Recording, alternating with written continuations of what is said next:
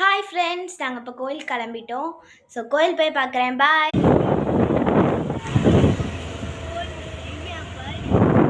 Okay friends, நாங்கள் கோயிலுக்கு வந்துட்டோம். சாமி கும்பிடும்போது பார்க்குறோம். பாய். அங்குசவாசமும் நெஞ்சற்குடியொண்ட நீல